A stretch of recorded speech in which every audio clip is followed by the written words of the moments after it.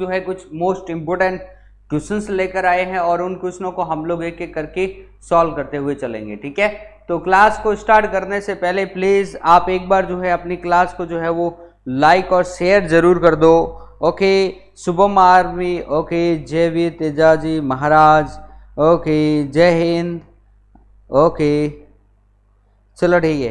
तो भाई जल्दी से जल्दी जो है वो जल्दी से आ जाओ अपने। ओके, हम लोग जो है क्वेश्चन को जो है अपने सीरीज जो है स्टार्ट करने जा रहे हैं, बराबर। चलो ठीक है। ओके, तो प्यारे विद्यार्थियों हम लोग जो है अपना ये पहला क्वेश्चन जो है आपको स्क्रीन बोर्ड पे दिखाई दे रहा है, इसका आंसर भेजो। जसोल सिंह भाटी, जय हिंद। जल्दी से अपने जो है इस फर्स्ट क्वेश्चन जो आपको स्क्रीन बोर्ड पे दिखाई दे रहा है उसका जो है आप जल्दी से जल्दी जो है वो आप भेजो। ओके, श्याम सिंह बाड़मेर, जय हिंद, वंदे मातरम। ओके, जल्दी से भेजो भाई, क्या होगा। यस, रॉयल आर्मी, आरएलपी, जय हिंद, जय हिंद भाई, आप सभी को मेरा जय हिंद। जल्दी से इसका आंसर भेजो। आपको स्क्रीन बोर्ड पे जो क्वेश्चन दिखाई दे रहा है उसका आंसर भेजो। क्वेश्चन अपने है कि ह्यूग डी ब्रिज ने जो है वो किस सिद्धांत का प्रतिपादन किया था। ह्यूग डी ब्रिज, आपको पता होगा कि इन्होंने जो है 19वीं में अपने जो है एक सिद्धांत दिया था, और वो सिद्धांत क्या था वो जल्दी से मुझे बताओ। कौन सा अपना ऑप्शन जो है वो राइट होगा। जाति उद्भव का सिद्धांत, विनिमय का सिद्धांत, प्राकृतिक चयन का सिद्धांत, या उत्परिवर्तन का सिद्धांत, क्या होगा। Very good, Pukhraj Chaudhary, army lover, D. Dolaram Chaudhary, D. Saurabh Negi, D. Very good, royal army, RLP, D. बहुत अच्छा, डी आंसर आ रहा है, यानी उत्परिवर्तन का सिद्धांत। बहुत अच्छा, और यही आंसर जो है वो अपने राइट है। प्यारे विद्यार्थियों, आपको पता होगा कि 19वीं में जो है अपने ह्यूग डी ब्रिज ने यह सिद्धांत दिया था, उत्परिवर्तन का सिद्धांत। अब ये उत्परिवर्तन का सिद्धांत क्या होता है, ये अपने क्या है गुणसूत्र, और गुणसूत्र के ऊपर जो है ये क्या उपस्थित होते हैं, जिन उपस्थित होते हैं, बराबर ना। और इन जिनों के ये नंबर है 1 2 3 4 5 6 7 8। इसमें से अगर मैं एक जिन को किसी कारणवश, मान लो ये 4 नंबर वाला जिन डिफॉल्ट है, इसको अगर मैं बाहर निकाल दूं तो इनके क्रम में परिवर्तन हो जाएगा। अब 5 नंबर वाला 4, फिर ये 5, फिर 6, फिर 7। इसी प्रकार जिनों के क्रम में परिवर्तन को ही हम लोग क्या बोलते हैं, उत्परिवर्तन बोलते हैं। ठीक है, तो जिन के क्रम में परिवर्तन को हम लोग क्या कहेंगे, उत्परिवर्तन कहेंगे। और यही तो उत्परिवर्तन का क्या है, सिद्धांत है। और ये सिद्धांत किसने दिया था, ह्यूग डी ब्रिज ने। कौन से ईयर्स में, तो 19वीं शताब्दी में, बराबर। ओके, आगे चले हम लोग नेक्स्ट क्वेश्चन की तरफ चलते हैं। अगला क्वेश्चन अपना ये है, प्रकाश संश्लेषण होता है रात्रि में, दिन और रात्रि में, दिन में अथवा रात्रि में, केवल दिन में। तो जल्दी से मुझे बताओ इसका आंसर क्या होगा। जल्दी से बताओ भाई, क्या होगा। प्रकाश संश्लेषण होता है, ओके, डी। हाँ जी, @ अभी, जय हिंद। ओके, श्याम सिंह, हाँ भाई, उत्परिवर्तन, पुखराज चौधरी, वेरी गुड। तो भाई इसका आंसर क्या होगा, वेरी गुड, पुखराज ने जो है आंसर दे दिया, D. Okay, Dolaram Chaudhary, Jaswal Singh Bhati, Saurabh Negi, D answer. Subhash army, MK Yadav, @ अभी, लोकेश, सौरभ नेगी, बहुत अच्छा, डी आंसर आ रहा है। वेरी गुड, यानी केवल दिन में। यानी सीधी सी बात है कि भाई प्रकाश संश्लेषण की क्रिया जो है वो दिन के समय में होगी, वो भी क्लोरोफिल हरितलोक में होगी, और वो केवल और केवल दिन में होगी। और ये प्रकाश संश्लेषण क्या होता है, 6CO2 + 12H2O। यही पौधा जो है दिन के समय आपको पता ही है कार्बन डाइऑक्साइड लेता है, ठीक है, और ये अपने बदले में भोजन बनाता है। C6H12O6 + 6O2 + 6H2O। तो ये चीज है। तो प्यारे विद्यार्थियों, ये दिन के समय में ही होती है, रात्रि के समय नहीं होती है। रात्रि के समय ये अभिक्रिया विपरीत चलती है, मतलब कि कार्बन डाइऑक्साइड और ऑक्सीजन दोनों क्रिया करके कार्बन डाइऑक्साइड निकालती है। कार्बोहाइड्रेट प्लस ऑक्सीजन दिन के समय क्रिया करके, रात्रि के समय क्रिया करके ये क्या निकालती है, कार्बन डाइऑक्साइड। इसलिए दिन के समय तो पौधा क्या करता है, प्रकाश संश्लेषण की क्रिया के द्वारा जो है वो ऑक्सीजन निकालता है। रात्रि के समय ये क्या करता है, ऑक्सीजन को लेता है, कार्बोहाइड्रेट को प्रयोग करता है, बदले में कार्बन डाइऑक्साइड को निकालता है। तो इस क्रिया को जो रात्रि के समय होती है उस क्रिया को हम लोग श्वसनीय अभिक्रिया कहते हैं, बराबर ना। ओके, इसलिए रात्रि के समय हम लोगों को जो है पौधों के नीचे सोना नहीं चाहिए, क्योंकि पौधे जो होते हैं रात्रि के समय कार्बन डाइऑक्साइड का क्या करते हैं, उत्सर्जन करते हैं, राइट है ना। ओके, आगे चलते हैं, नेक्स्ट क्वेश्चन की तरफ चलते हैं। प्रयोगशाला में सर्वप्रथम डीएनए का संश्लेषण किया था मिलर ने, खुराना ने, ह्यूग डी ब्रीज ने और केल्विन ने। तो सर्वप्रथम जो है वो डीएनए का संश्लेषण किसने किया था, वो जल्दी से जल्दी मुझे बताओ। प्रयोगशाला में डीएनए का संश्लेषण किया था मिलर ने, खुराना ने, डी ब्रीज ने और केल्विन ने।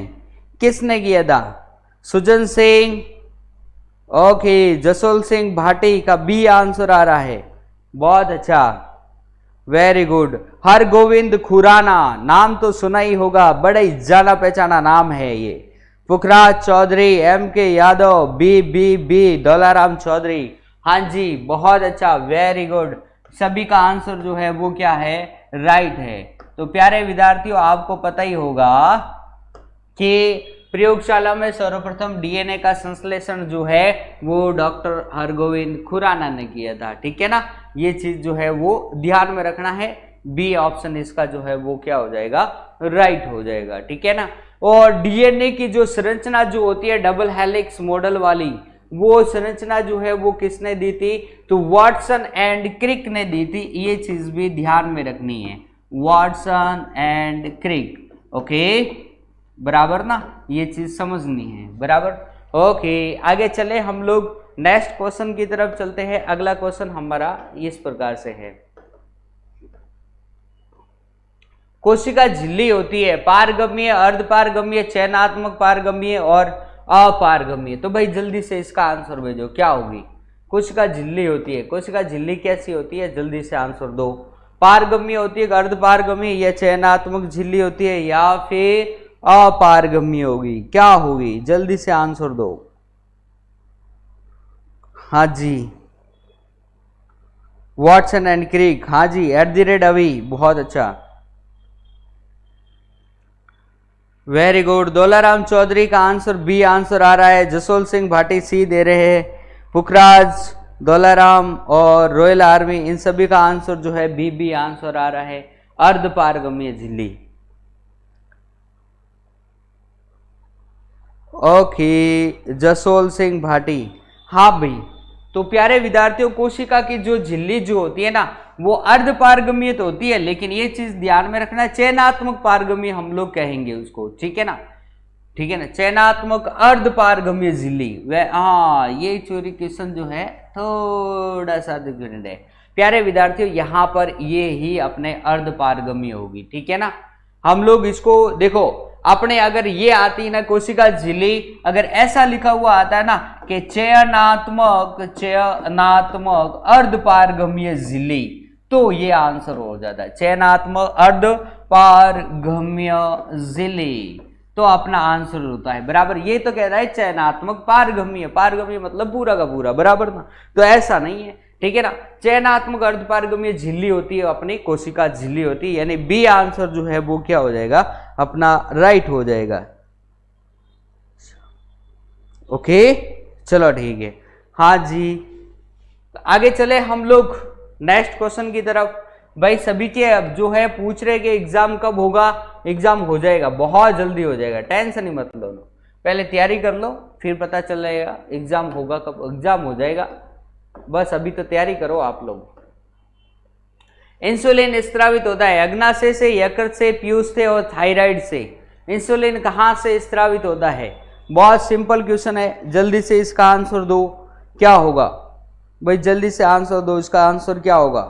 बहुत सिंपल क्वेश्चन है कि इंसुलिन का स्त्रावण होता है हाँ भाई, ये लिकेश बहगल, हाँ बिल्कुल सही बात है। ये 31 अक्टूबर को होने के चांसेस है और हो भी गएगा, बराबर ना। Pukhraj Chaudhary, okay. A Rohit Sharma, Jasol Singh Bhati, Pawan Chaudhary, MDA Barmer, okay. A answer आया है, वेरी गुड, बहुत अच्छा, वेरी गुड। पैनक्रियास, बहुत अच्छा। यानी इंसुलिन स्त्रावित होता है अपने किससे स्त्रावित होता है? अग्नाशय से स्त्रावित होता है। आपको पता ही है अग्नाशय में 3 प्रकार की कोशिकाएं होती है, एक अपने होती है अल्फा, एक बीटा और एक गामा। और आपको पता ही है कि बीटा कोशिकाओं के द्वारा जो है वो इंसुलिन का जो है वो क्या होता है? निर्माण होता है, बराबर ना। किन कोशिकाओं के द्वारा? तो बीटा कोशिकाओं के द्वारा। और शरीर से इंसुलिन का अत्यधिक मात्रा में स्त्राव होना मधुमेह रोग है। कौन सा रोग है? मधुमेह रोग, मधुमेह। जब शरीर से इंसुलिन अत्यधिक मात्रा में स्त्रावित हो गई तब क्या होगा? रक्त में इंसुलिन की कमी हो जाएगी। रक्त में इंसुलिन की कमी, और रक्त में इंसुलिन की कमी को ही हम लोग मधुमेह रोग या फिर हम लोग इसको क्या बोलते हैं? डायबिटीज रोग, ओके। और या फिर हम लोग इसको क्या बोलते हैं? आम भाषा में हम लोग इसको बोलते हैं अपने शुगर। ये जो है किसके कारण होती है? तो अपने अग्नाशय में बीटा कोशिकाओं के कारण इंसुलिन स्त्रावित होता है। उसके शरीर से अत्यधिक मात्रा में स्त्राव होना या रक्त में इंसुलिन की कमी को हम लोग जो है मधुमेह या डायबिटीज रोग कहते हैं। तो इंसुलिन जो होता है वो अपने अग्नाशय यानी कि पैनक्रियास से स्त्रावित होता है, बराबर। ओके, आगे चले नेक्स्ट क्वेश्चन की तरफ। निम्नलिखित में से किन किरणों की भेदन क्षमता जो होती है वो सबसे अधिक होती है?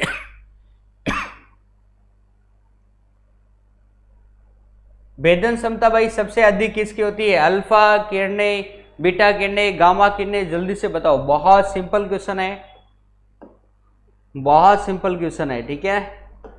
जल्दी से आंसर दो। अल्फा बीटा गामा किस किरणों की जो है भेदन क्षमता सबसे अधिक होती है?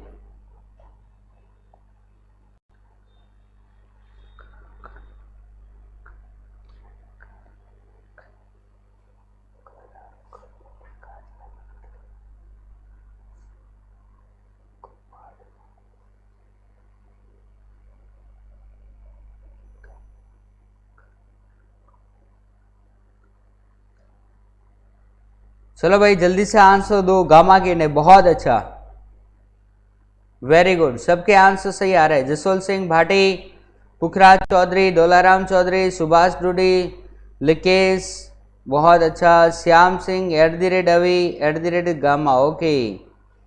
आयनन क्षमता अल्फा, पुखराज श्याम, बहुत अच्छा, वेरी गुड। गामा किरणों की खोज, हाँ जी, बहुत अच्छा। यानी इंसुलिन निम्नलिखित में से किन किरणों की भेदन क्षमता जो होती है वो सबसे अधिक होती है? तो भेदन क्षमता जो होती है वो गामा किरणों की भेदन क्षमता सबसे अधिक होती है। ये चीज ध्यान में रखना है कि भाई निम्नलिखित में से किस किरणों की भेदन क्षमता सबसे अधिक होगी? तो गामा किरणों की भेदन क्षमता जो है वो अधिक होती है। अगर हम लोग भेदन क्षमता में देखें तो भेदन क्षमता इसमें किसकी भेदन क्षमता सबसे अधिक होती है? तो सीधी सी बात है गामा किरणों की होगी, उसके बाद में अपने बीटा किरणों की होगी, और सबसे कम जो है वो अल्फा किरणों की होती है, ठीक है। आयनन क्षमता अगर मैं देखूं तो ये सबसे अधिक किसकी होती है? तो यहाँ से मैं देखने पर पता चलता है कि सबसे ज़्यादा अल्फा की होगी, उसके बाद में बीटा की होगी और उसके बाद में गामा की होगी, ठीक है ना। ये चीज़ जो है वो ध्यान में रखनी हो, बराबर। ओके, आगे चले हम लोग नेक्स्ट क्वेश्चन की तरफ चलते हैं।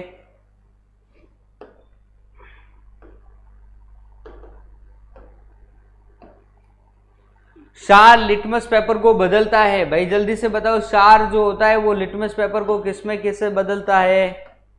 जल्दी से। नीले से लाल, लाल से नीला, ए व बी। जल्दी से बताओ क्या होगा?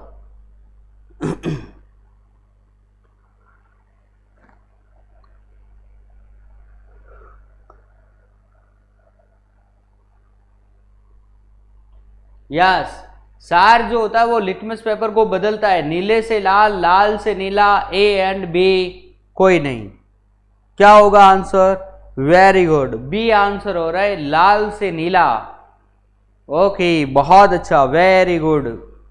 यस, रावल झंगू, नमस्कार भाई, नमस्कार। रेड से ब्लू, हाँ जी।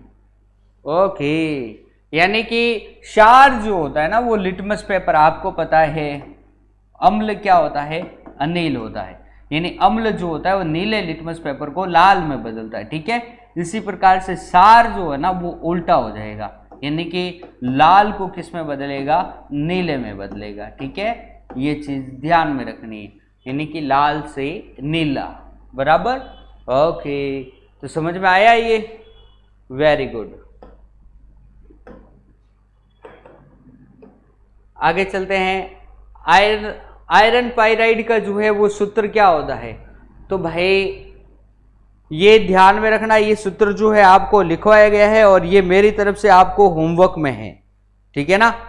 तो जल्दी से आपको ये होमवर्क में, मुझे जब भी अपना ये वीडियो खत्म हुए उसके बाद में ये देना है कि आयरन पाइराइड का जो है वो सूत्र क्या होता है। आयरन का क्या होता है आपको पता ही है, पाइराइड हम लोग जो है सल्फर को बोलते हैं।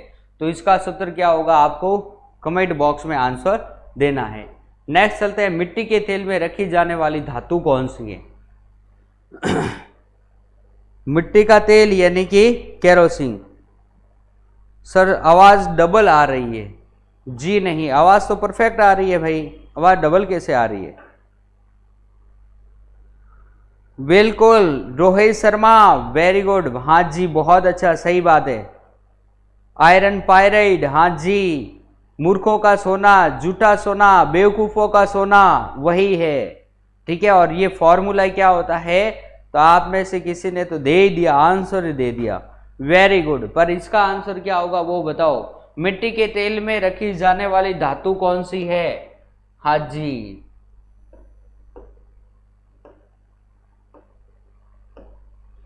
मिट्टी के तेल यानी कि केरोसिन, बहुत अच्छा, वेरी गुड। सोडियम, हाँ जी, सभी का आंसर आ गया है। केरोसिन में हम लोग किसको रखते हैं? सोडियम को। अब क्वेश्चन है पानी में क्यों नहीं रखते? आपको पता ही है कि Na+H2O, जब सोडियम को हम लोग पानी में रखेंगे तो सोडियम क्या बनाता है? NaOH, सोडियम हाइड्रोक्साइड, प्लस ये क्या बनाएगा? H2, यानी हाइड्रोजन गैस देगा। इससे क्या होगा? इससे जो है वो अपने ये हाइड्रोजन गैस इसमें से क्या होगी? रिलीज होगी, जिसके कारण वो क्या होगी? चिंगारियां उछालेगा। इसीलिए हम लोग यह बोलते हैं कि इसके अंतर्गत हम लोग जो है क्या डालते हैं?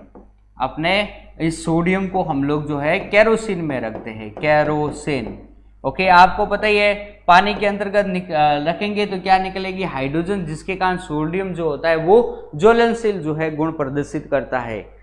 और इसी को हम लोग जो है पानी पर नृत्य करने वाली धातु कहते हैं।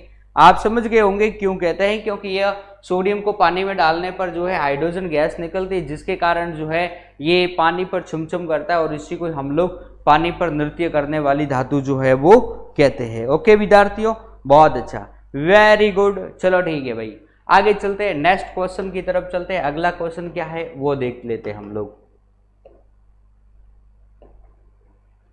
निम्न में से ट्रांजिशन धातु किसको को कहते हैं? तो भाई जल्दी से आंसर दो। हाँ जी, ये भी क्वेश्चन जो है कई बार जो है वो करवाया हुआ है कि ट्रांजिशन धातु किसे कहते हैं। जल्दी से आंसर दो। कई बार ये जो है वो करवाया हुआ है, कई बार। नाचने वाली धातु, हाँ जी, सोडियम को बोलते हैं, ठीक है। श्याम सिंह बाड़मेर, हाँ जी।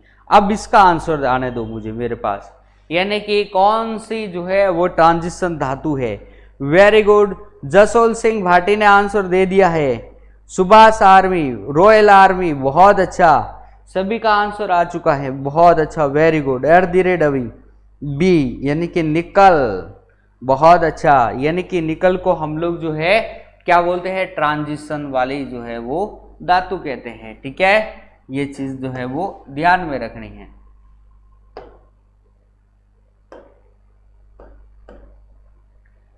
ओके, वेरी गुड, बहुत अच्छा, निकल। तो निकल को हम लोग क्या बोलते हैं? ट्रांजिशन वाली जो है वो धातु बोलते हैं। आगे चले हम लोग नेक्स्ट क्वेश्चन की तरफ चलते हैं। अगला क्वेश्चन हमारा कुछ इस प्रकार से है, वो देखो।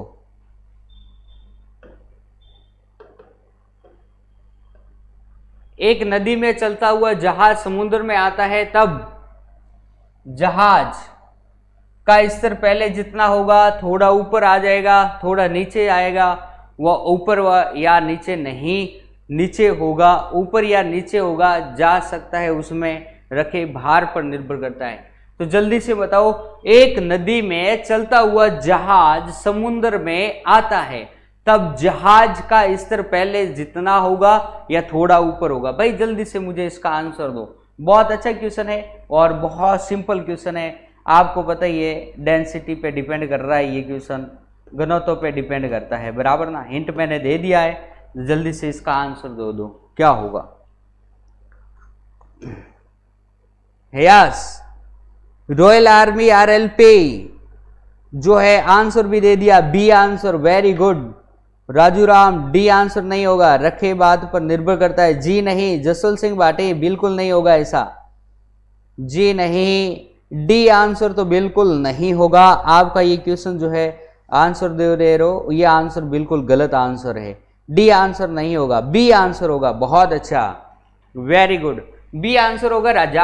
आपको पता ही है कि थोड़ा ऊपर आ जाएगा, क्योंकि आपको पता है डेंसिटी घनत्व की बात चल रही है। समुद्र के पानी का घनत्व जो होता है वह तालाब के पानी की घनत्व की अपेक्षा अधिक होता है, जिसकी वजह से जो है वो थोड़ा सा क्या आ जाएगा, ऊपर की तरफ आ जाएगा। भाई ये मैंने आपको अभी बताया कि ये डेंसिटी पे डिपेंड कर रहा है, ठीक है ना। इसलिए इसका आंसर जो है वो क्या हो जाता है, बी, यानी कि ऊपर की तरफ, थोड़ा सा ऊपर की तरफ आ जाएगा। Okay, yes. डॉपलर प्रभाव संबंधित है, डॉपलर का प्रभाव किससे संबंधित है, जल्दी से मुझे इसका आंसर भेजो। ध्वनि से जनसंख्या, मनोविज्ञान, मुद्रा प्रचलन किससे संबंधित है। डॉपलर का प्रभाव भाई इसमें तो कुछ नहीं है, ये तो बहुत सिंपल है, सीधी सी बात है, ध्वनि से संबंधित होगा, ठीक है ना। श्रोता को अपनी मूल आवृत्ति से कुछ अलग आवृत्ति की जो है ध्वनि सुनाई देती है, यही तो अपना क्या है, डॉपलर का प्रभाव है। एक बार नहीं, हमने कई बार पढ़ा है, ये अपने ध्वनि वाले, साउंड वाले टॉपिक में पढ़ा है हम लोगों ने, बराबर ना। ओके, तो इस क्वेश्चन में हम लोगों को ज्यादा सोचने वाली बात है नहीं। यस, वायु वस्तु का प्रतिबिंब रेटिना पर रहता है 1/5, 1/8, 1/10, 1/4 सेकेंड, कितने में रहता है। बहुत अच्छा क्वेश्चन है ये, जल्दी से मुझे इसका आंसर भेजो, क्या होगा।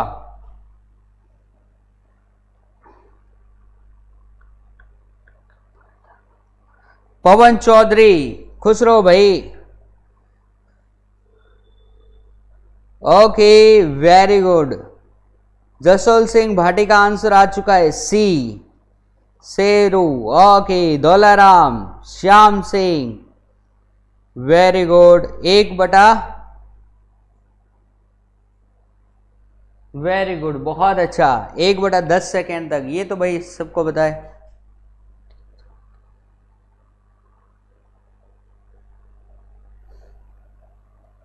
बहुत अच्छा, यानी कि 1/10 सेकेंड तक।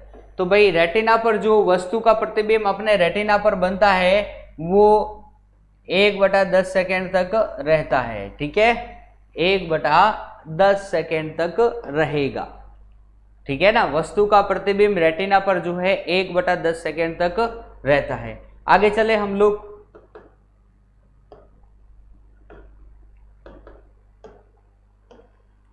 प्लान वेग निम्न में से किस पर निर्भर करता है, ग्रह की त्रिज्या पर, वस्तु की सतह पर, द्रव्यमान पर, ए व बी दोनों पर।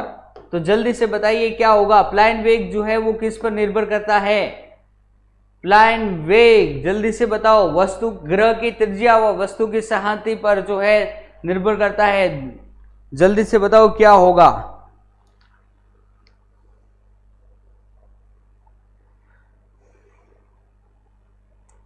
Jawed, okay, Daularam Chaudhary, very good, C answer आया है। शुभम का ए, शेरू का ए, ओके, अंकित का जो है तो अमर का ए, सी आंसर, किसी का ए आंसर, ठीक है।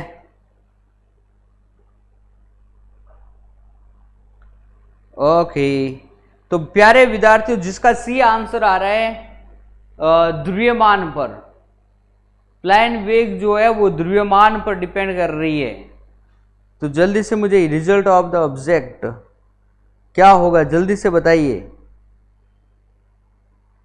ए आंसर होगा या सी आंसर होगा, क्या होगा? तो सीधी सी बात है भाई, इसमें तो अपने ग्रह की त्रिज्या पर जो है वो डिपेंड करता है। प्लान वेग हमेशा त्रिज्या पर डिपेंड करेगा। आई बात समझ? यानी जितना छोटा होगा उसका प्लान वेग उतना ही क्या होगा, कम होगा। कि चंद्रमा और अपने पृथ्वी, इन दोनों में से प्लान वेग अधिक किसका है? तो पृथ्वी का होगा, क्योंकि चंद्रमा की तुलना में पृथ्वी जो है वो क्या है, सीधी सी बात है, बड़ी है, इसलिए। ओके, ये चीज ध्यान में रखनी है, ठीक है ना। ओके, आगे चलते हैं, नेक्स्ट क्वेश्चन की तरफ चलेंगे हम लोग। किसी चालक के सिरों के बीच विभवांतर उसमें बहने वाली धारा के समानुपाती होता है। वेरी गुड, बहुत अच्छा। तो यह नियम किसने दिया था? यह नियम किसका है भाई, जल्दी से बताओ। बहुत सिंपल क्वेश्चन है, V = IR, ये ध्यान में रख लेना, V = IR, ये किसने दिया था? ओके, ये क्वेश्चन कह रहा है किसी चालक के सिरों के बीच में उत्पन्न विभवांतर उसमें बहने वाली धारा के क्या होता है, समानुपाती होता है। जब इसको समानुपाती को हटाते हैं तो नियतांक आता है, जहां पर R हमारा नियतांक है, जिसे हम लोग क्या बोलते हैं, प्रतिरोध बोलते हैं, और इस प्रतिरोध का मात्रक होता है ओम। यानी कि यह नियम जो है वो किसने दिया था? ओम ने दिया था। ये बिल्कुल आपको पता है। हाँ जी, चलो ठीक है प्यारे विद्यार्थियों, लास्ट एंड फाइनल हम लोग क्वेश्चन को देख लेते हैं। चलो ठीक है, तो प्यारे विद्यार्थियों यहां से अपने ये सारे क्वेश्चन जो है आज के कंप्लीट हो जाते हैं। कल फिर हम लोग जो है ऐसे ही कुछ इंपॉर्टेंट क्वेश्चंस और लेकर आएंगे। तो आप लोग कंटिन्यू जो है अपनी क्लास में सत्यकेतु डिफेंस एकेडमी के जो लाइव सेशन होता है उसको आप लोग जरूर देखा करो, ताकि आपको जो है जितने क्वेश्चन आ रहे हैं वो ठीक है, नहीं आ रहे हैं उसका सॉल्यूशन भी आपको मिलता रहता है साथ साथ में। ओके, तो चलते हैं। तो फिर आप सत्यकेतु डिफेंस एकेडमी के जितने भी सारे ऑनलाइन प्लेटफॉर्म है उन सब से आप लोग जुड़े हुए रहना, क्योंकि आपको जो है बहुत अच्छे अच्छे क्वेश्चनों का जो है वहां पर संग्रह जो है मिलता रहेगा। ठीक है, कब तक मिलता रहेगा? जब तक कि आपका एग्जाम नहीं होता। ओके, हमारा एक ही उद्देश्य है, सत्यकेतु डिफेंस एकेडमी का एक ही उद्देश्य रहता है, कैसे भी करके बच्चे की प्रगति हो, कैसा भी करके जो है बच्चा जो है एग्जाम में क्वालिफाई हो जाए। ओके, तो चलते हैं प्यारे विद्यार्थियों, फिर हम लोग मिलेंगे अपने नेक्स्ट सेशन में, कल के सेशन में ऐसे ही कुछ इंपॉर्टेंट क्वेश्चनों के साथ में। आज हम लोग जो है अपनी क्लास को यहीं पे हम लोग विराम लगाते हैं, कल फिर मिलेंगे। तब तक के लिए आप सभी को मेरा जय हिंद, जय भारत।